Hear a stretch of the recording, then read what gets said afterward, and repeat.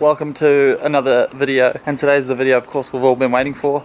We're putting the E36 on the dyno. I'm super excited. It's also freezing out here and it's about to get dark and I need to load the car up onto the trailer. So I'm not going to talk really much, I'm just going to say let's do this. I'm super keen. Let's hope this thing actually starts. I haven't actually tried the cold start yet with the E85, but fingers crossed.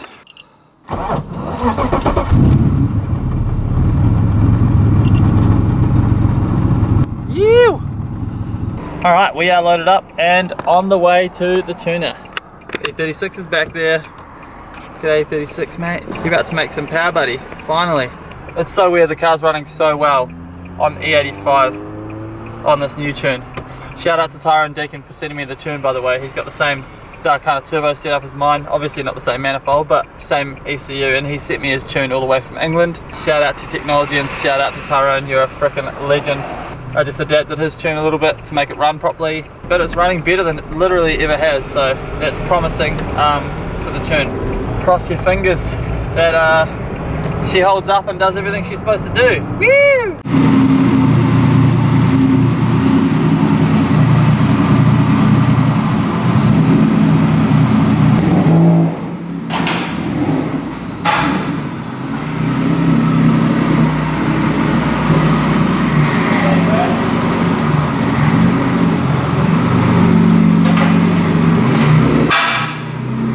Alright, we're all loaded up onto the dyno. Super exciting. This place has some freaking crazy cars in it, so I'll show you guys a little bit around. Very Australian. Supercharged V8. Oh damn. Shit's crazy. Time Attack Evo. It's crazy. Aero parts bolted on. What's the deal with this thing? It's a Ford crate engine. Makes about 580 kilowatts. Holy crap. We did all the braided stuff, but otherwise it came in a box like that. Oh really? Oh, is it literally a crate motor as it sits? Yeah, from Ford. Yeah. That's freaking sick. Wow, this car will be fun. Yeah. And it's Time Attack Evo? Hill Climb. Oh, Hill Climbs. Awesome. Lots of very cool cars. And then there's your car, which is SR20 VET S15 with Ford Ranger gearbox. 6-speed. That is wicked. 6-speed automatic, and it's going to have a compound turbo. One big turbo feeding an even bigger turbo. It's the best way to get boost. So we've just got the car on the dyno at the moment. Dan is currently just setting things up, putting it under a little bit of load, making sure everything's safe. Everything looks okay so far. It's always a very nerve-wracking time when you put any car on the dyno. But he really looks like he knows what he's doing. Fingers crossed it all goes well.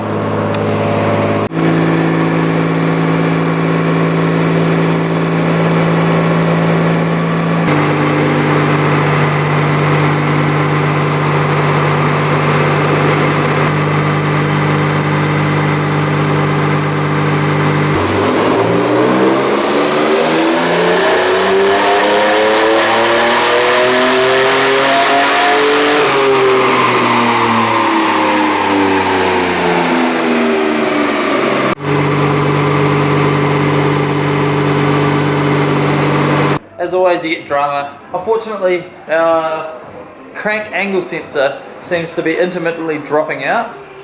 So we'll be up in boost while he's trying to load it up, just trying to set the timing and the fuel maps up.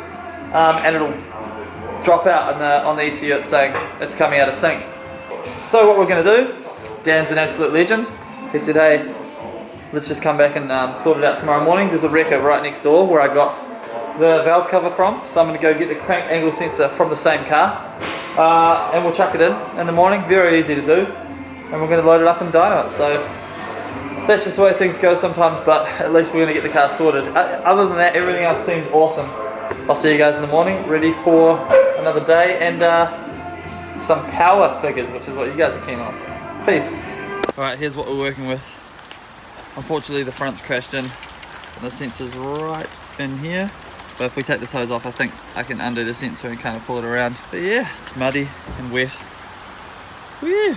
Good times. Success! We have the sensor. Wow! That was one of the roughest jobs I've had to do for such a small wee sensor. It's freezing out there. I would not wish that on anyone, but weirdly I still had fun. But we got all we needed, and that's the main thing. So now we're gonna head to the dyno, chuck it in, and have some fun. But I'm hungry. At least we got coffee. Let's do this. Alright, so we have the new sensor fitted up to the car, and it works. We just started the car, run it up. We just started it dead cold. It's freaking freezing here. I think it's about 7 degrees Celsius.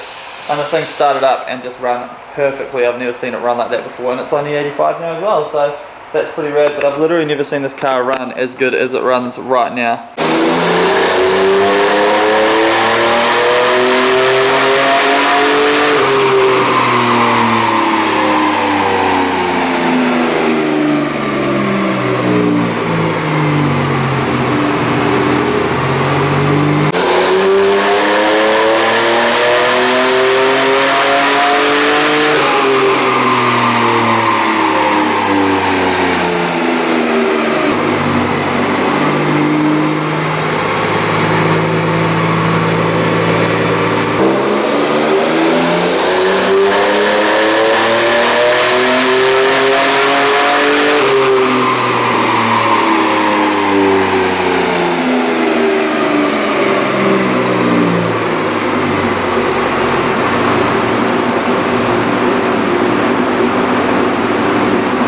Moses has arrived just in time to see the car fail. Made 250 kilowatt as you guys saw, and then yeah, started making power, started putting boost into it, and then it started pushing boost out cylinder number 1. Got water in the cylinder. I think that's pulled a head stud in that cylinder, so what we're going to do is we're going to go home, pull the rocker cover off, check these front head studs, and I think we'll find that something's kind of gone wrong with them because I had the issue with them last time. So we also have the option of going and grabbing another motor from the wreckers and chucking it in. But yeah, 250 kilowatts, at least we have a number. You know, these things happen, so let's keep going. Moses is my moral support. Alright, we're in the garage with the E36. I'm in my awesome orange high-vis jacket. I hope you guys like it. Unfortunately, I've had a good look at the engine and it is kaput. Zero compression on the 6th cylinder. So what we're going to do, we're going to pull this engine out because the results were looking very positive on the dyno before the engine went. I've sourced a new engine. We're going to take all the bolt-ons off my engine, put it onto the engine and put it back in. And we're going to go drifting this Saturday, which is T-minus 4 days from now. It's Monday right now, Monday night. So big mission ahead of us, but we're going to get it done. Yeah, let's get into it.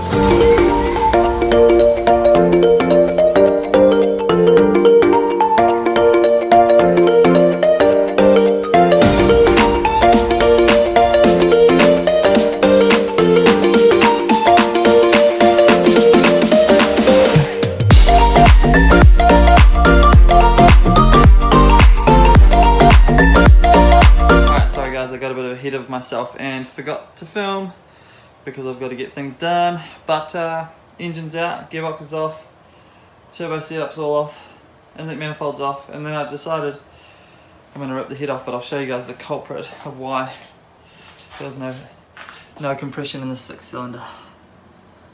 Head gasket blown out the back, which is crazy, so he must have lifted a stud or something, and it just blew the head gasket straight out. But we're about to pull it off and actually see.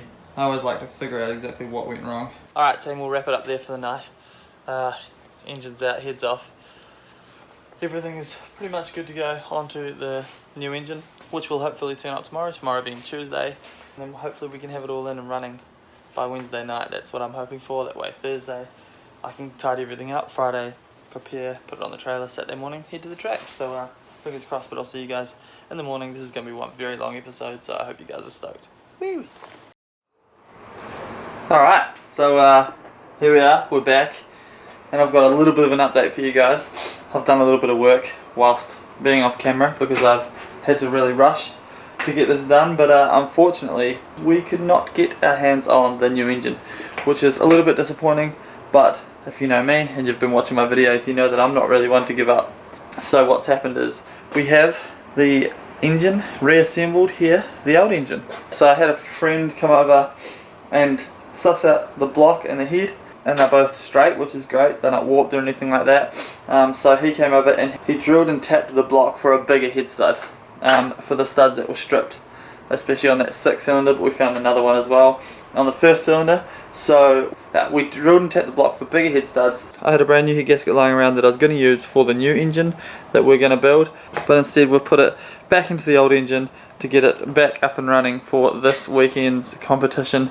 I've timed it all the head studs are torqued down nicely. I'm confident that it is going to be a beautiful running engine once again. So a bit of a crazy turn of events, but now we're going to go ahead, put the engine in the hole, put everything back together. I've already done a wee compression test on it, and yes, it does have compression now in the 6th cylinder, which is the cylinder that we lost the compression in. This is the Hail Mary of all drift weekends right here, but it's going to work.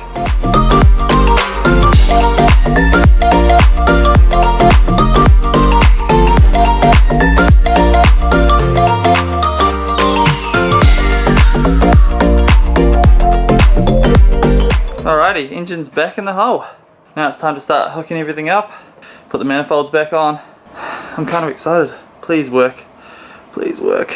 Before I put the turbo manifold back on, can we please just quickly admire Damon's insane work of art with this manifold? It is so freaking nice. I love this thing. It's one of my favorite things on the car. Ah, so cool. Alright, let's put it on.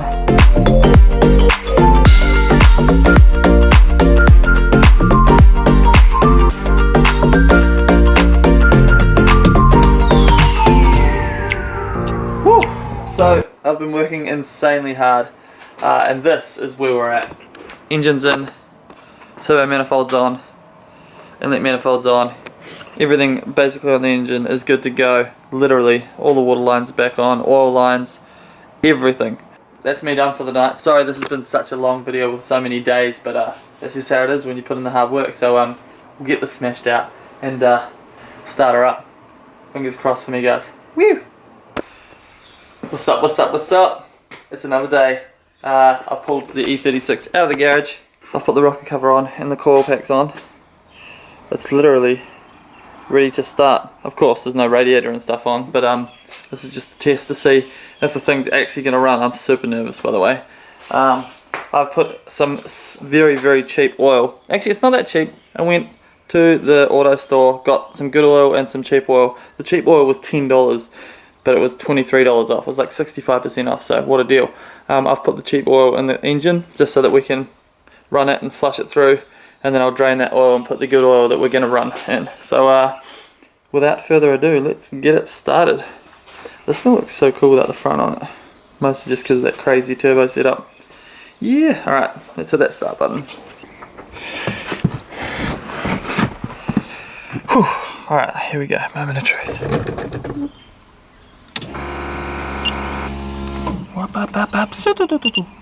Alright, here we go.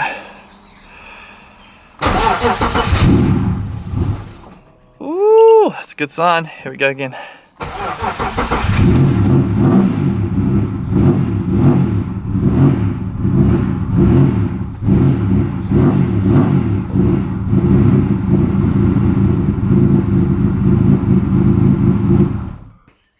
Yeah! Oh damn, alright. That sounds good. Sounds healthy. It runs, which is awesome. Super stoked. Yes. Alright, now we need to chuck the front on it, the intercooler on it and whatnot, because it's just running straight off manifold at the moment. So we'll put all the intercooler and stuff on it, radiator in, put some coolant in, bleed it up, start it, and I think I need to take it for a drive. Very, very happy.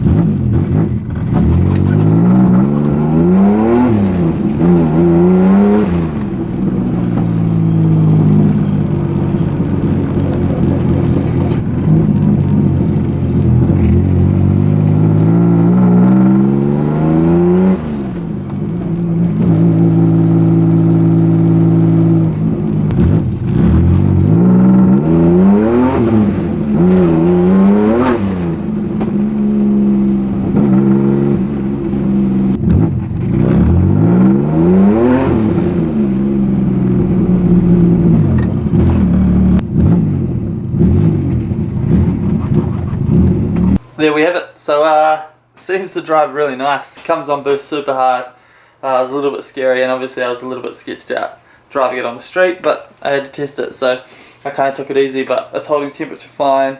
There seems to be no issues whatsoever, so fingers crossed that it goes that way at the track. But yeah, I'm pretty stoked actually, because I thought for a while there that we weren't going to have a running car for this weekend. Thank you guys so much for watching. The next video, of course, will be at the track in competition this coming weekend, and it's going to be a lot of fun. If you're in Melbourne, make sure you come down to Calder Park Raceway on Saturday. Gates open at 9 AM. It's going to be freaking awesome. Come say hi if you see me there. Hopefully I'm not fixing this thing. Hopefully I'm just chilling out. So yeah, make sure you like, subscribe, follow me on Instagram @itsMikeLake, and of course we have more T18 episodes coming up. Peace.